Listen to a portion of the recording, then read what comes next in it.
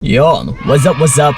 So kamusta mga utol? And then welcome sa video na ito. So ito, dagdagan na naman natin ang inyong mga kaalaman. Kasi ito, ang magiging topic natin sa video na ito ay mas mapalapit yung puso ng partner mong lalaki at pipiliin ka niya. Yes. Well, ito mga utol, ituturo ko sa inyo yung technique. Once na yung mga partner ninyo ay in-echopera na kayo. Yung tipong parang mas pinipili niya pa na hindi ka makasama. Or let's say kung yung rason man is yung third party. Or di kaya is parang yung mas inuuna niya pa yung barkada niya. Na yung tipong parang na-echopera ka na.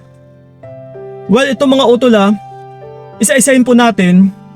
Kasi yung naging problema or sanhi lang naman yung problema dito is yung masyado mo siyang nahihigpitan. That's why mas lalo niya pang pinipili yung ibang tao na samahan compare sa'yo na instead ikaw itong partner niya. Na ikaw sana itong sasamahan niya. Kaso dahil sa paghihigpit mo, dahil sa masyado mo siyang nasasakal or masyado mo siyang nakokontrol, ay talagang mas ma-echapera ka ng partner mong lalaki. So ito ngayon, ano ba yung mga gawain para hindi mo siya mahihigpitan? So ito mga utula, isa-isahin natin. Na yung una sa lahat ay huwag ibuhos yung buong oras mo. Yes? Pagdating talaga sa relationship, napaka-importante po neto na huwag mo talagang ibuhos yung buong oras mo sa relasyon ninyo. Na yung tipong parang siya na lang palagi yung binabantayan mo, na sa buong araw o sa buong oras is yung gusto mo may kachat ka lagi, na palagi dapat kayong nag-uusap. Yes, or palagi mo siyang tinatawagan, palagi mo siyang kinakamusta. Kapag ganito utol nakakasakal po ito. Na mas lalo din nagpapahiwatig na parang wala kang oras din para sa sarili mo, na parang wala kang ginagawa, na parang pinapabayaan mo na rin yung sarili mo, then talagang ma-echapera ka ng partner mong lalaki. Yes. So yon, and then ito, yung pangalawa natin is huwag pagbabawalan. Yes, isa pa ito na talagang mas lalong lalayo yung puso ng partner mong lalaki sa'yo kapag palagi mo siyang binabawalan. Ito mga utol kung nagpapaalam naman yung mga partner ninyong lalaki kung saan man siya pupunta, hayaan mo. Yes, payagan mo siya utol. The more kasi utol na parang may kalayaan yung partner mong lalaki na kung ano man yung gagawin niya, kasi syempre hindi naman yan gagawa ng masama. Not unless na lang kung hindi mapagkatiwalaan yung partner mong lalaki, then bakit mo pa siya mamahalin? At saka para mabigyan ka ng sakit sa ulo, di ba? So kung mahal mo yung tao at saka ramdam mo naman na minamahal ka niya, yes, payagan mo. Huwag mo palaging higpitan. Huwag mo palaging pagbabawalan.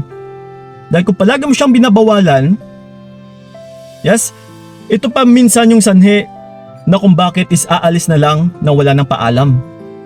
Kasi alam niya na mababawalan mo siya Alam niya na hindi ka rin papayag. At saka yung isa pa dito is talagang lalayo yung puso niya sa'yo. Na mas lalong lalayo yung loob niya sa'yo. Dahil hindi niya man lang magawa yung lahat ng kagustuhan niya o yung gusto niyang mangyari. Kung gusto niyang mag-enjoy din, hayaan mo. Okay? So yon, and then ito, yung pangatlo natin is huwag palaging maglambing. Okay? Sa paglalambing utol, is may oras lang dapat yan. Take note, huwag palagi. So ibig sabihin is huwag lagi-lagi, yung tipong halos oras-oras ka naglalambing. Kasi nagpapakita rin ito na ikaw ay clingy na babae. Or let's say isang needy na rin na babae. Kagaya kanina sa sinabi ko na huwag ibuhos yung buong oras mo.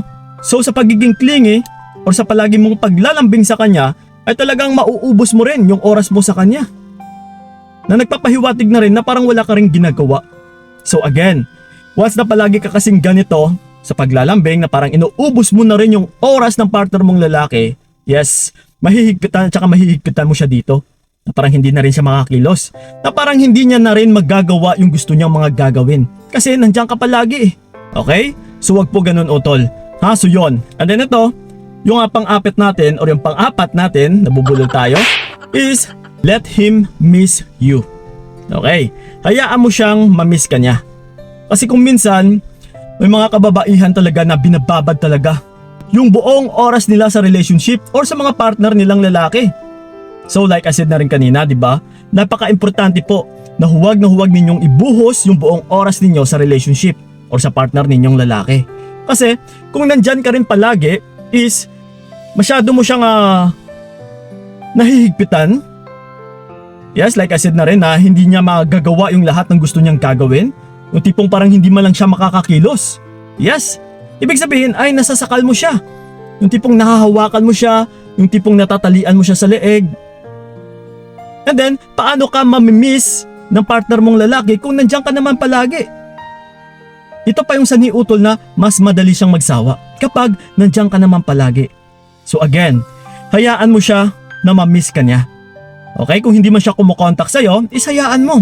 Hayaan mong siya itong mag-e-initiate. Para magkaroon din ng excitement. Kaysa nandiyan ka palagi utol. Okay, so yon. And then ito, yung pang-5 natin is huwag gawing mundo ang relasyon. Yes, of course. Same na rin ito. Na huwag mong ibuhos yung buong oras mo sa relationship. So kapag sinabi naman natin na huwag mong gawing mundo yung relasyon, yes, kagaya na rin ito na halos binubuhos mo yung lahat-lahat sa relasyon ninyo, yung buong oras mo. Na yung buhay mo is umiikot na lang sa relasyon ninyo. Dumedepende ka sa partner mong lalaki, nakababad ka palagi sa kanya through chats and calls or video calls. Diba? So kapag ganito utol, wala nang thrill. Kagaya sa sinabi ko kanina, wala nang excitement. So kapag ganito palagi, talagang ma-e-echapwera ka ng partner mong lalaki. Na kung minsan is mas pipiliin niya talaga yung other woman niya or yung mga barkada niya kaysa sa'yo. Kasi pagdating sa'yo is nandyan na, inuubos mo naman yung oras mo palagi sa kanya eh. At saka at the same time is inuubos mo na rin yung oras niya. Yes.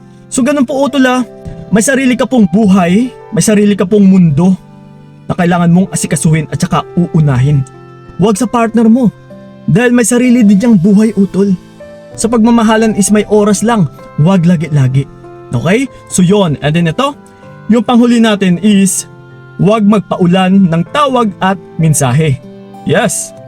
Kung ganito ka utol, palagi mo siyang pinapaulanan ng tawag or ng mensahe na mahahaba na may kasamang kidlat.